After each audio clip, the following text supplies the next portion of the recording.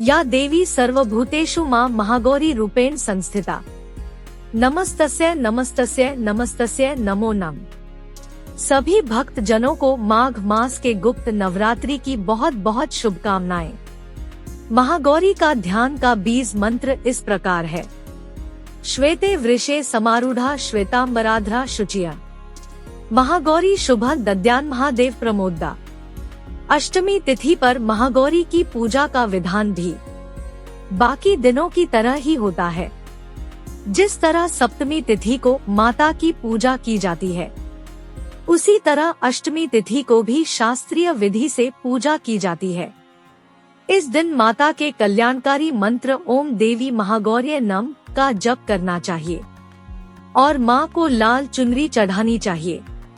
सबसे पहले लकड़ी की चौकी पर लाल कपड़ा बिछाकर महागौरी की मूर्ति या तस्वीर स्थापित करने के बाद महागौरी यंत्र रखकर स्थापना करनी चाहिए।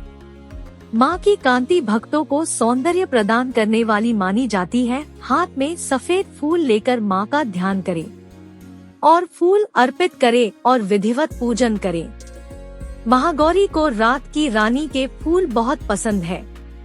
माँ महागौरी अपने भक्तों के लिए अन्नपूर्णा स्वरूप है। यह धन वैभव और सुख शांति की अधिष्ठात्री देवी है।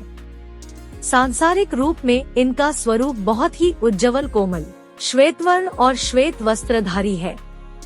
देवी महागौरी को गायन संगीत प्रिय है और यह सफेद वृषभ यानी बैल पर सवार है। इन दिन कन्या पूजन का भी विधान है।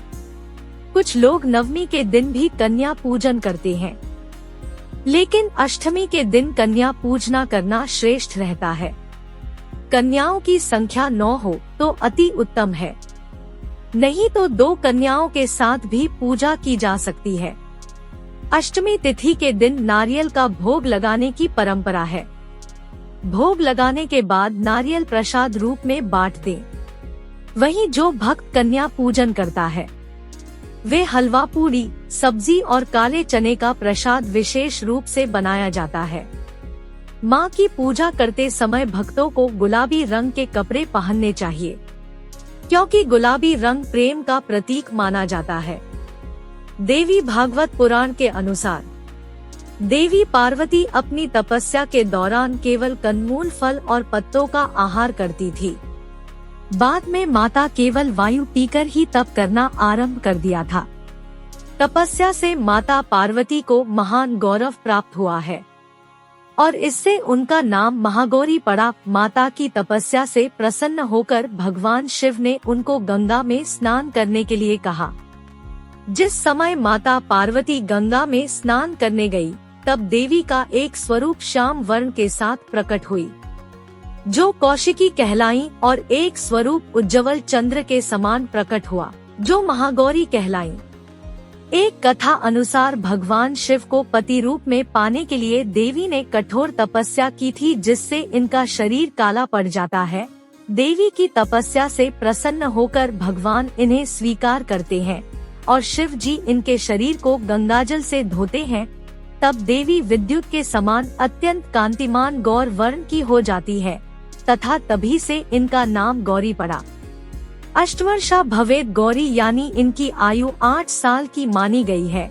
इनके सभी आभूषण और वस्त्र सफेद हैं, इसीलिए उन्हें श्वेतांबरधरा कहा गया है। 4 भुजाएं हैं और वाहन वृषभ है, इसीलिए वृषारूढ़ा भी कहा गया है। इनके ऊपर वाला दाहिना हाथ अभय मुद्रा है तथा नीचे वाला हाथ त्रिशूल धारण किया हुआ है। ऊपर वाले बाएं हाथ में डमरू धारण कर रखा है और नीचे वाले हाथ में वर मुद्रा है। ये अमोघ फलदायिनी है और इनकी पूजा से भक्तों के तमाम कलमश धुल जाते हैं, पूर्व संचित पाप भी नष्ट हो जाते हैं। महागौरी का पूजन अर्चन, उपासना, आराधना कल्याणकारी है।